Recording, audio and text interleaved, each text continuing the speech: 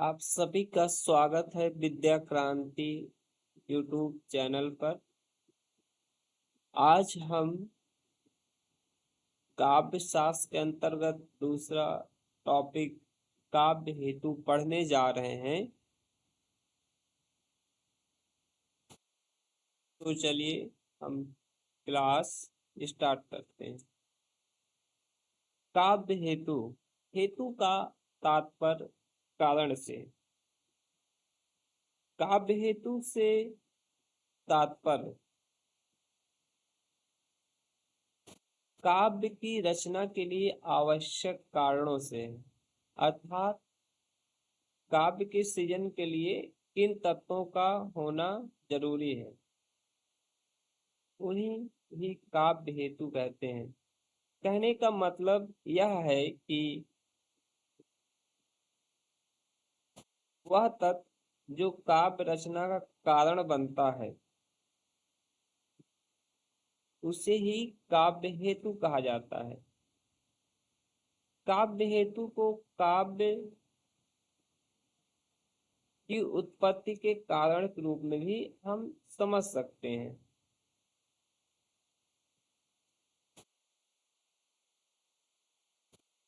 बाबू गुलाब राय के अनुसार हेतु का अभिप्राय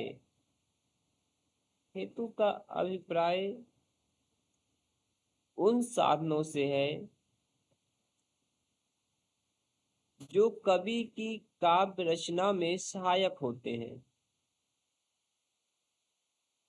अर्थात बाबू गुलाब राय कहते हैं कि जो हेतु है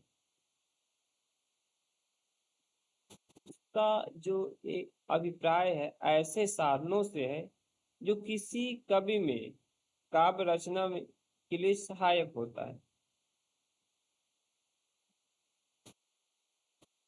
संस्कृत काव्य शास्त्र में मुख्यतः 3 काव्य हेतुओं को माना गया: प्रतिभा, व्युत्पत्ति और अभ्यास। प्रतिभा को ही शक्ति कहा जाता है। व्युत्पत्ति व्युत्पत्ति का अर्थ है उचित अनुचित का ज्ञान। यह जो उचित अनुचित का ज्ञान है यह शास्त्र आदि के अध्ययन से प्राप्त होता है। और अभ्यास मतलब निरंतर अभ्यास करना।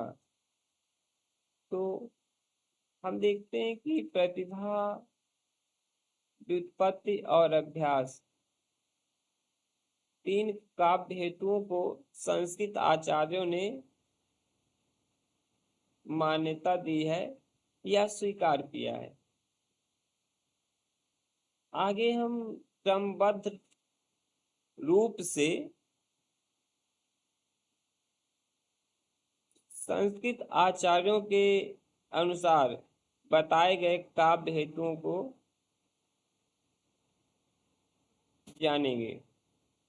तो चलिए पहले हम देखते हैं भामा। भामा जो कि 6वीं शताब्दी के थे, इन्होंने काव्य अलंकार नामक ग्रंथ की रचना की। भामा 6वीं शताब्दी के थे और काव्य अलंकार नामक ग्रंथ की रचना की थी। भामा लिखते हैं अपने श्लोक में कि गुरु उपदेशात् अध्येतुम शास्त्रम जड़धि यो अप्यलम काव्यम तु जायते कश्चित प्रतिभावता। अब अर्थ देखते हैं। गुरु के उपदेश से, अध्येतु मतलब अध्ययन कर सकता है। जड़धि, जड़धिया, जड़धिया मतलब मूर्ख व्यक्ति। अपि अलम, अप मतलब भी, अलम मतलब होता है श्रेष्ठ। मतलब मूर्ख व्यक्ति भी श्रेष्ठ शास्त्रों का अध्ययन गुरु के उपदेश से कर सकता है।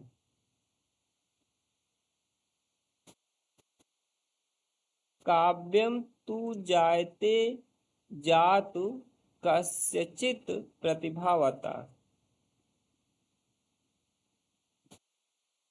किंतु काव्य किसी प्रतिभाशाली को ही कभी कभी स्फुरित होता है। यहाँ भामा जो है स्पष्ट रूप से बता रहे हैं कि गुरु के उपदेश से मूर्ख व्यक्ति भी श्रेष्ठ शास्त्रों का अध्ययन तो कर सकता है, लेकिन वह काव्य की रचना नहीं कर सकता है। जबकि काव्य की रचना किसी किसी प्रतिभाशाली में ही कभी कभी स्फुरित होती है, अर्थात कोई प्रतिभाशाली ही काव्य की रचना करने में सक्षम होता है। यहाँ हम देखते हैं कि भामा ने एकमात्र काव्य हेतु प्रतिभा को स्वीकार किया है। इस प्रकार भामा ने सिर्फ एक काव्य हेतु प्रतिभा को माना है। भामा के बाद दूसरे आचार्य दंडी आते हैं। दंडी का समय 7वीं शताब्दी, दंडी का समय जो है 7वीं शताब्दी माना जाता है, और इन्होंने काव्यदर्श नामक ग्रंथ की रचना की थी। काव्यदर्श में 4 परिच्छेद और लगभग 650 श्लोक हैं। आचार्य दंडी काव्य हेतु की चर्चा करते हुए कहते हैं, नैसर्गिकी च प्रतिभा सुतम च बहु निर्मलम अमंदाश्च अभियोगस्य कारणम काव्य संपदा।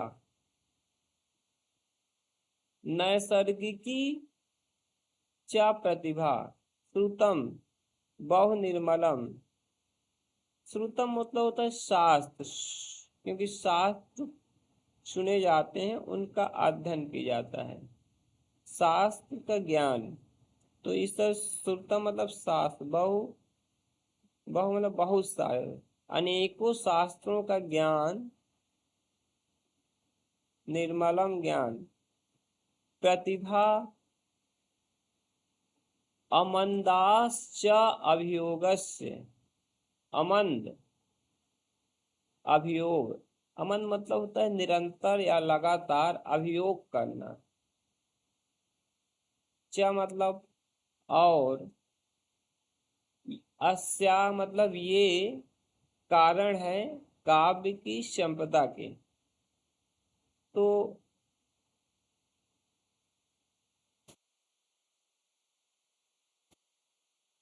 दंडी बता रहे हैं कि जो है प्रतिभा, शास्त्र ज्ञान और निरंतर अभ्यास इस नैसर्गिक कारण है काव्य के संपदा के। तो इस प्रकार दंडी ने पहला प्रतिभा को माना और दूसरा शास्त्र ज्ञान और तीसरा अभ्यास। शास्त्र ज्ञान को ही व्युत्पत्ति कहा जाता है। व्युत्पत्ति को उचित अनुचित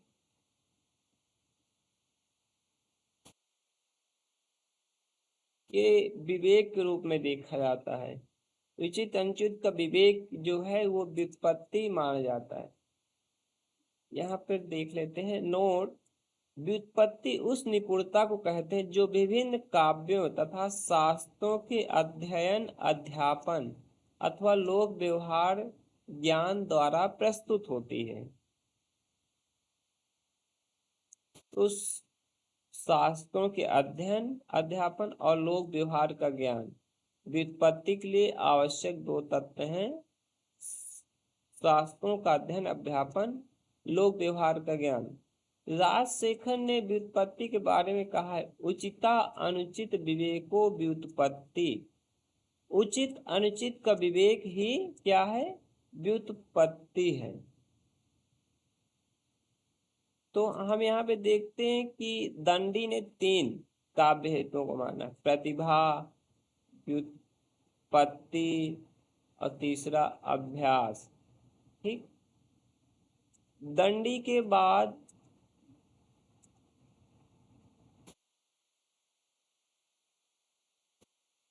वामन आते हैं। वामन 8वीं शताब्दी में है और इनका जो ग्रंथ है काव्य अलंकार सूत्र है। वामन काव्य हेतुओं की चर्चा करते हुए लिखते हैं कि लोक विद्या प्रकीर्ण, लोक विद्या और प्रकीर्ण काव्य अंगानी, अर्थात लोक विद्या और प्रकीर्ण, तीसरा क्या है प्रकीर्ण, ये काव्य के अंग हैं। कहीं न कहीं वामन ने इन्हें ही काव्य हेतुओं के रूप में स्वीकार किया है। अब यहाँ पे लोक से जो है आचार्य वामन का तात्पर्य स्थावर एवं जंगम जगत का व्यवहार जानना है, अर्थात लोक व्यवहार का जो ज्ञान है, मोटा मोटी शब्दों में मतलब कह सकते हैं कि जो लोक व्यवहार का ज्ञान है उससे ही लोक विद्या में शास्त्र, शास्त्र ज्ञान, कला ज्ञान, छंद ज्ञान आदि को रखा गया है। तो देखते हैं, तो पहला इसमें क्या है, लोक ज्ञान है, दूसरा शास्त्र ज्ञान है, तीसरा जो है प्रकीर्ण है। अब वामन ने प्रकीर्ण के अंतर्गत 6 तत्वों को सम्मिलित किया है।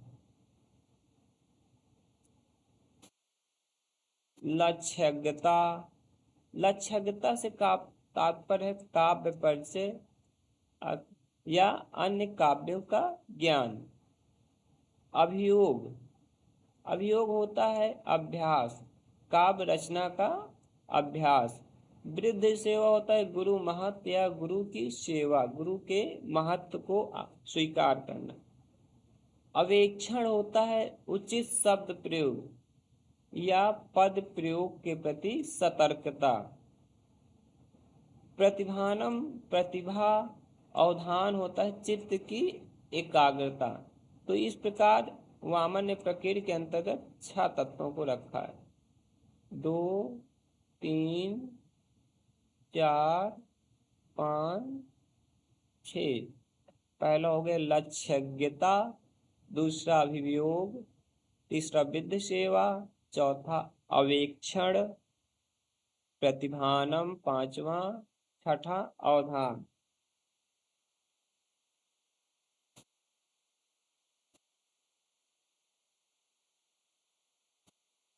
आगे वामन कवि लिखते हैं, कवित्वस्य बीजम प्रतिभानम, कवित्व बीजम जन्म अंतर्गत संस्कार विशेषा कस्यचित्। लिखते हैं कि कविता का बीज जो है प्रतिभा ही है, कवित्व का बीज जो है प्रतिभा, कवित्व रूपी बीज है।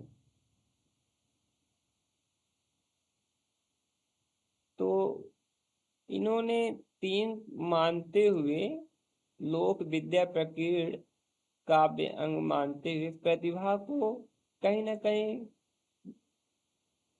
मूल कवित्व बीज के रूप में स्वीकार किया है।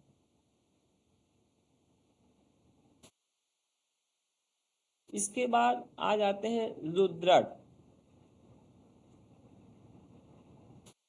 रुद्रट जो है इनका समय 9वीं शताब्दी है। रुद्रट ने काव्य अलंकार नामक ग्रंथ की रचना की है।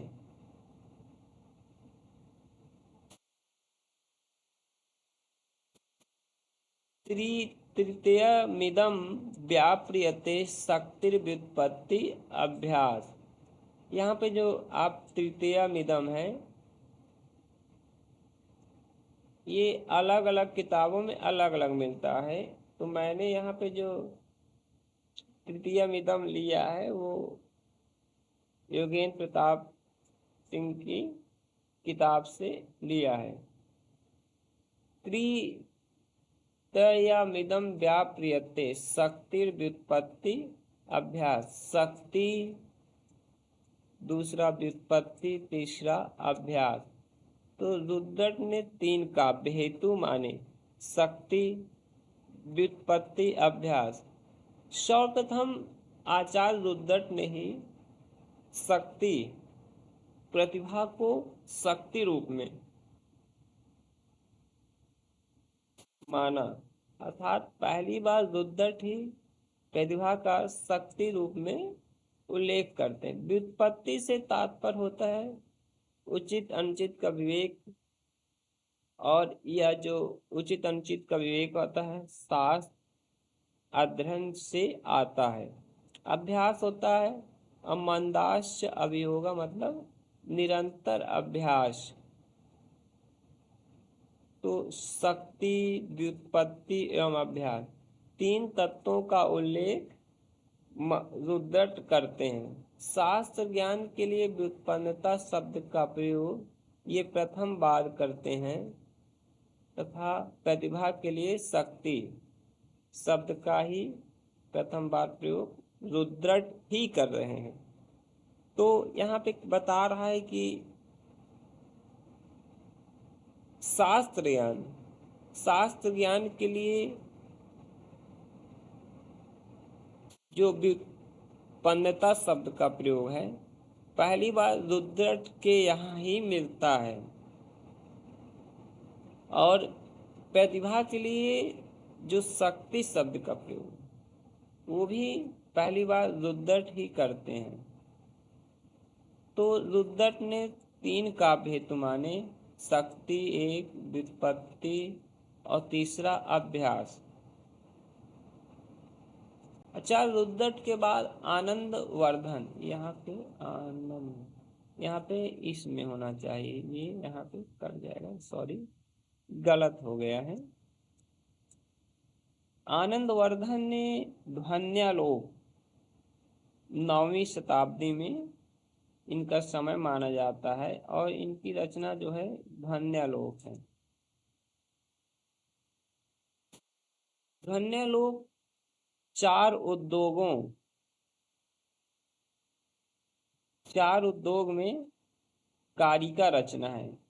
लिखते हैं ना काव्यार्थ विरामो अस्ति यदि सात प्रतिभा गुण, अर्थात न काव्यार्थ विरामो अस्ति, अर्थात काव्य में विराम नहीं होगा यदि प्रतिभा उसका गुण होगा, तो विराम नहीं होगा।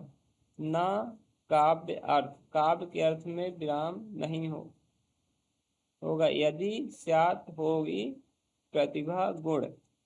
तो आनंद वर्धन ने प्रतिभा को काव्य के हेतु के रूप में स्वीकार किया है। आनंद वर्धन के बाद मम्मट आते हैं। मम्मट ने काव्य प्रकाश नामक ग्रंथ की रचना की। इनका समय 11वीं शताब्दी का है। मम्मट लिखते हैं शक्ति निपुणता लोक शास्त्र काव्यादि अवेक्षणात् काव्यक शिक्षाया अभ्यास इति हेतु तदुद्भवा। तो पहला क्या मानते हैं? शक्ति, और दूसरा जो मानते हैं मम्मट निपुणता। निपुणता कैसे आती है?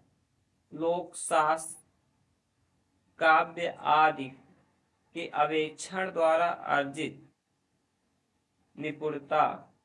निपुणता लोक शास्त्र और काव्य आदि, तो अभी हम पढ़ रहे थे कि शास्त्र आदि का अध्ययन क्या होता है? व्युत्पत्ति होता है, व्युत्पत्ति।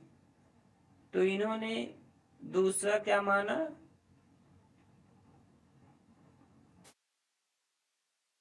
व्युत्पत्ति को स्वीकार किया।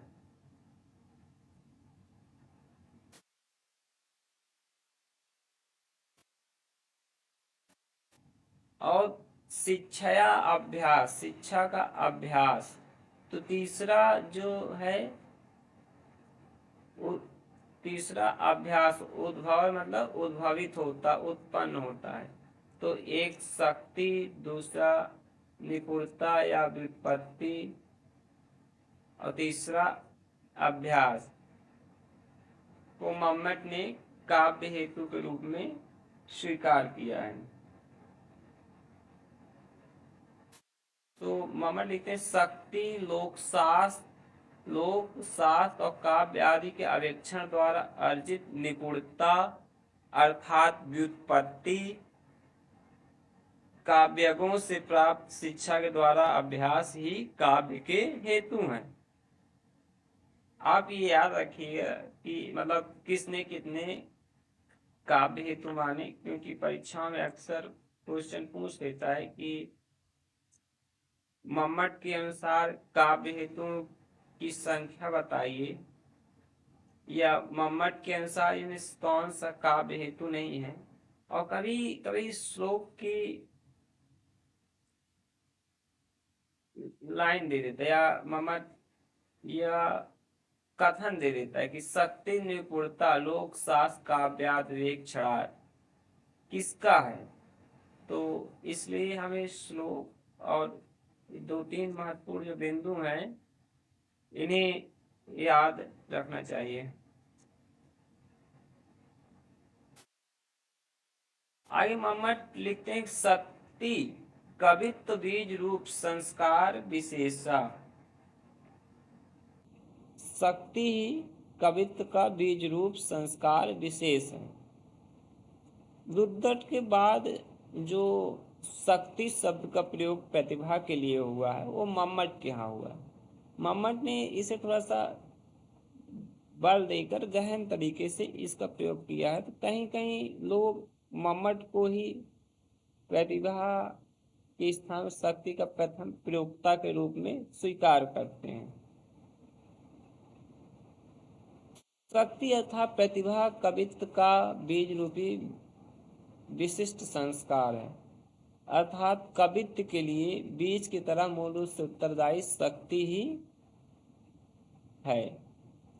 मम्मट काव्य हेतु शक्ति निपुणता अभ्यास मानते हैं। नोट, प्रतिभा को शक्ति कहने वाले आचार्य रुद्रट और मम्मट हैं।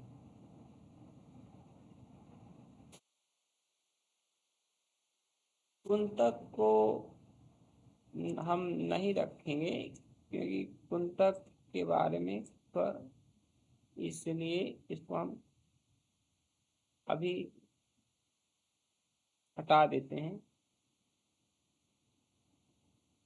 कई किताबों में तो दिया हुआ, लेकिन अभी इसके बारे में कोई ऐसा श्लोक या मतलब कुछ कथन नहीं मिला है, तो इसलिए जब मुझे मिलेगा तो मैं अलग से आप लोग को बता दूंगा। तो अभी कुंतक को हम लोग हटा देते हैं। तो प्रतिभा को शक्ति के रूप शक्ति कहने वाले आचार्य रुद्रट और मम्मट।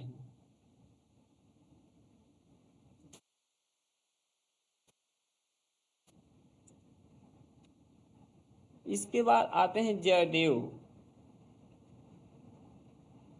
जयदेव का समय 13वीं शताब्दी और इन्होंने चंद्रालोक नामक ग्रंथ की रचना की है। जयदेव लिखते हैं, प्रतिभा सुत्याभ्यास सहिता कविताम प्रति हेतु मृद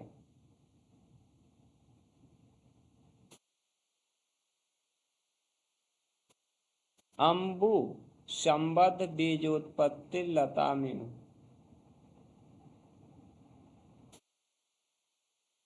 श्रुति मतलब होता है शास्त्र ज्ञान, और अभ्यास मतलब निरंतर अभ्यास। तो शास्त्र ज्ञान और अभ्यास प्रतिभा को हेतु हैं, अर्थात जो प्रतिभा है उसको अंकुरित करने वाले हेतु क्या हैं? शास्त्र और ज्ञान। जिस प्रकार मृद मतलब मिट्टी, अम्बु मतलब जल, संबद्ध होकर बीजों को उत्पत्ति का हेतु बनते हैं। उसी प्रकार श्रुति और अभ्यास प्रतिभा रूपी बीज को अंकित करने का क्या है, हेतु है। तो जयदेव देखते हैं कि मूल रूप से प्रतिभा को ही हेतु के रूप में स्वीकार करते हैं। तो लिखा है कि ज्ञान और अभ्यास प्रतिभा रूप बीज को अंकुरित करने के लिए मिट्टी और जल के तुल्य हैं। इन्होंने मूल काव्य हेतु प्रतिभा को माना है। जयदेव के बाद राजशेखर आ जाते हैं। राजशेखर ने काव्य मीमांसा नामक ग्रंथ की है। राजशेखर लिखते हैं प्रतिभा व्युत्पत्ति इति मिश्र श्रेष्ठ इति। कहने का तात्पर्य यह है कि प्रतिभा और व्युत्पत्ति का मिश्रित संवेद ही शेषकर काव्य की रचना करता है। तो यहाँ पे एक प्रतिभा, दूसरा व्युत्पत्ति, दो काव्य हेतु राजशेखर ने स्वीकार किए। आप ये मत भूलिएगा कि प्रतिभा को ही मम्मट और उद्दत ने क्या कहा है, शक्ति कहा है। और व्युत्पत्ति क्या होता है, उचित अनुचित का विवेक, जो किससे मिलता है, हमें शास्त्र आदि के अध्ययन से प्राप्त होता है। तो राजशेखर जो काव्य मीमांसा की रचना करते हैं, इन्होंने प्रतिभा और व्युत्पत्ति दो काव्य हेतु माने। राजशेखर के बाद आते हैं जगन्नाथ। जगन्नाथ की रचना जो है रस गंगाधर है और इनका समय 17वीं शताब्दी है।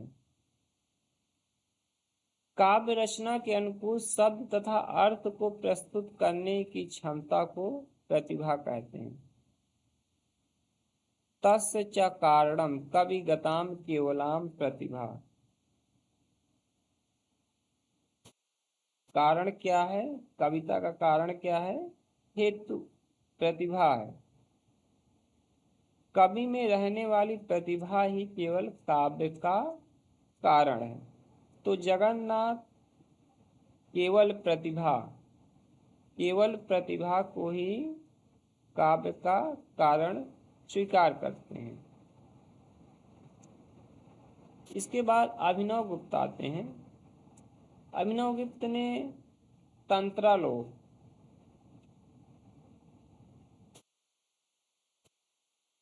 ग्रंथ की रचना की है। अभिनव गुप्त का समय 10वीं शताब्दी माना जाता है। अभिनव गुप्त ने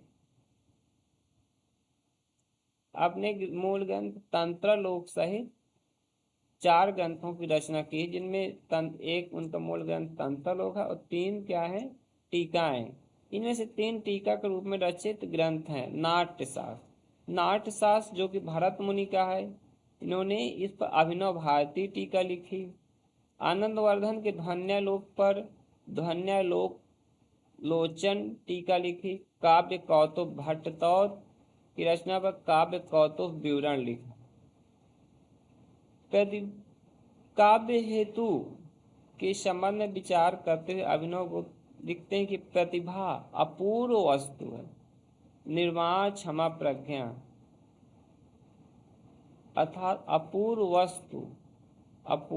वस्तु के निर्माण में सक्षम प्रज्ञा क्या है, प्रतिभा है। तो अभिनव गुप्त ने प्रतिभा को ही काव्य हेतु के रूप में स्वीकार किया है। प्रतिभा क्या है, अपूर्व वस्तु के निर्माण में सक्षम प्रज्ञा है। अपूर्व वस्तु के निर्माण में सक्षम प्रज्ञा प्रतिभा है। कभी कभी यहाँ से क्वेश्चन पूछ लेता है कि अभिनवगुप्त ने किन 3 टीकाओं की रचना की थी, या इनमें से कौन से अभिनवगुप्त द्वारा रचित टीका नहीं है? तो इसलिए हमें इनको इम्पोर्टेंट लगा देना चाहिए।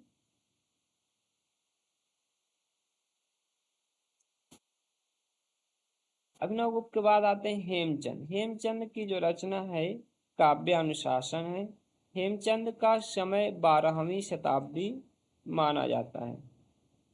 हेमचंद लिखते हैं, प्रतिभैव चा कवि नाम काव्य कारणम, व्युत्पत्ति अभ्यास तस्यैव संस्कार तु कार न तु काव्य हेतु, संस्कार कारको न तु काव्य हेतु, प्रतिभैव चा कवि नाम काव्य कारण। प्रतिभा ही कवियों में काव्य का कारण है। तो इन्होंने मुख्य रूप से प्रतिभा को मतलब स्वीकार किया। काव्य व्युत्पत्ति और अभ्यास, ये क्या है? संस्कार करने वाले हैं। मतलब हेमचंद कह रहे हैं कि प्रतिभा प्लस एव, प्रतिभा ही कवियों में काव्य का कारण है। और व्युत्पत्ति और अभ्यास तस्या, ये ही संस्कार करने वाले हैं। तो संस्कार किस करते हैं? व्युत्पत्ति और अभ्यास। व्युत्पत्ति और अभ्यास प्रतिभा का संस्कार करते हैं, परिष्कृत करते हैं प्रतिभा। तो व्युत्पत्ति और अभ्यास मूल काव्य हेतु न होकर प्रतिभा को संस्कारित करते हैं, और प्रतिभा ही मूल काव्य हेतु है। तो हेमचंद ने प्रतिभा को केवल काव्य हेतु के रूप में स्वीकार किया है। हेमचंद का समय 12वीं शताब्दी है और इन्होंने काव्य अनुशासन नामक ग्रंथ की रचना की है। हेमचंद के बाद भट्टतौत आते हैं। भट्टतौत ने काव्य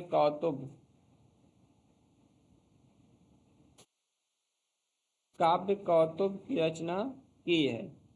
भट्टतौत का समय 10वीं शताब्दी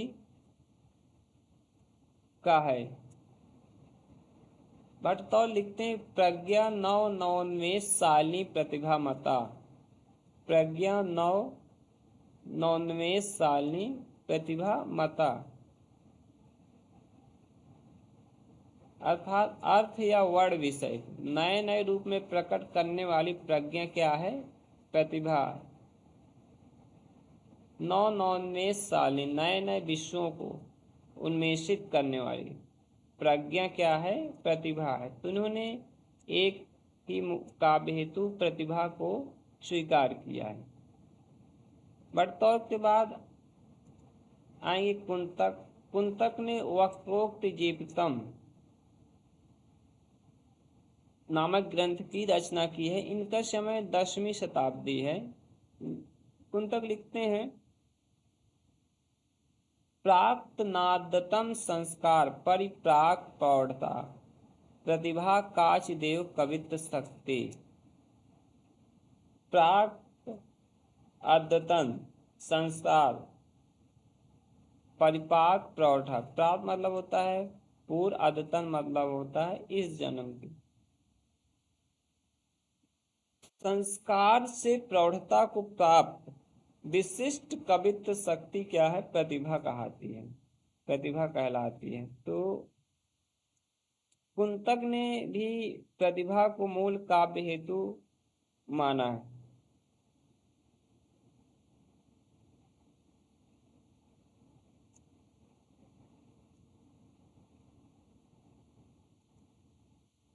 वाग्भट, इसके बाद वाग्भट प्रथम आते हैं। वाग्भट प्रथम ने वाग्भट्टा अलंकार की रचना की है। इनका समय 12वीं शताब्दी है, कहीं कहीं आगे पीछे हो जाता है, कहीं कहीं 13वें भी मिल जाता है, तो इसलिए इनका एग्जैक्ट समय नहीं पता है। तो जो भी आएगा परीक्षा में सुविधा के हिसाब से हम लोग उसी को टिक कर देंगे।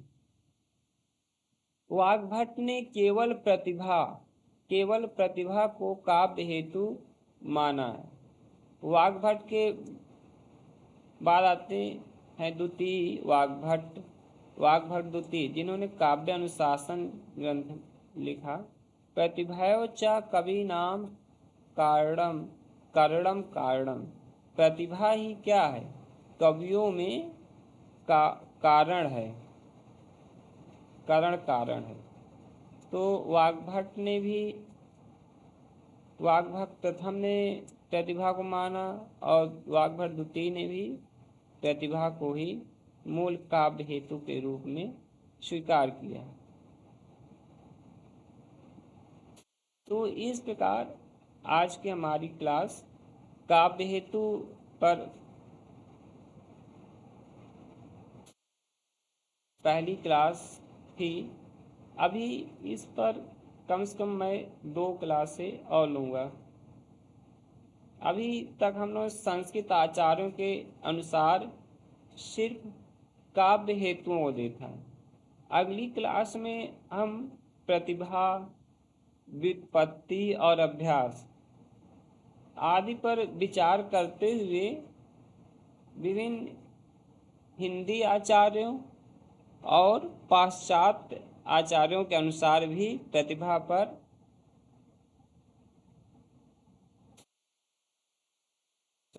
काव्य हेतु पर विचार करेंगे। तो तब तक के लिए सभी का धन्यवाद। Thank you.